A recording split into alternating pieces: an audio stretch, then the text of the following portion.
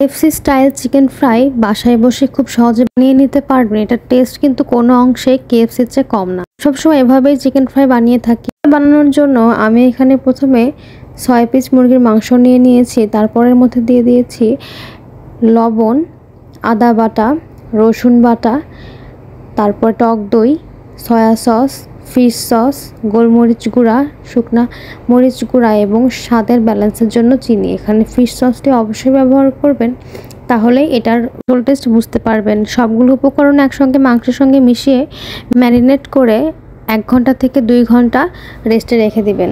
এর মধ্যে আমি নিয়ে নিয়েছি 4 চা চামচ পরিমাণে ময়দা, তার মধ্যে দিয়ে দিয়েছি লবণ, রসুনের গুঁড়া, গোলমরিচের গুঁড়া এবং কর্নফ্লাওয়ার। সবগুলো উপকরণ ভালোভাবে মিশিয়ে নিয়ে আমার ভিডিও লক্ষ্য করলে দেখতে পাবেন আমি মাখিয়ে রাখা মাংসকে প্রথমে ময়দার মধ্যে দিয়ে গড়িয়ে নিয়ে তারপরে এখানে 1 বাটি পানি নিয়ে নিয়েছি। পানির মধ্যে আমি এখানে কিছুই মেশাইনি, সাদা পানি।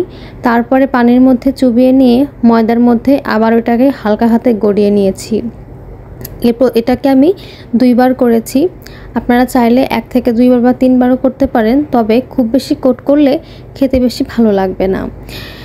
ময়দাতে মাখানোর পরে খুব হালকা হাতে এটিকে ঝেড়ে নিয়েছি আলগা ময়দাগুলোকে। তারপরে একটি কড়াইয়ে তেল গরম করে এটিকে আমি এপাশ ওপাশ করে একদম মিডিয়াম লো হিটে 3 থেকে 4 মিনিট ভেজে নিয়েছি। এত অল্প ভাজার কারণ আমি একটু পরেই বলবো। তারপরে আপনাদের সুবিধার্থে আমি আরও একটি মাংস নিয়ে ভালোভাবে দেখিয়ে দিয়েছি কিভাবে এটিকে মাখাবেন। প্রথমে ময়দার সঙ্গে মাখিয়ে নিয়ে তারপরে পানির মধ্যে ড্রিপ করে এটাকে আবারও ময়দার সঙ্গে মাখিয়ে আমি এই একই প্রসেসটাকে 2 বার করে হালকা হাতে ঝেড়ে নিয়ে গরম তেলের কড়াইয়ে এটাকে আবারও 3 থেকে 4 মিনিট ভেজে নিয়েছি। এরকম করে আমি সবগুলো মাংসকেই ময়দার সাথে কোট করে গরম তেলে 3 থেকে 4 মিনিট করে করে ভেজে নিয়েছি। তারপরে এই তেল, যেহেতু ময়দা ছড়িয়ে তেলগুলোকে নোংরা করে দিয়েছে, সেহেতু এটাকে আবারও ফ্রাই করা যাবে না।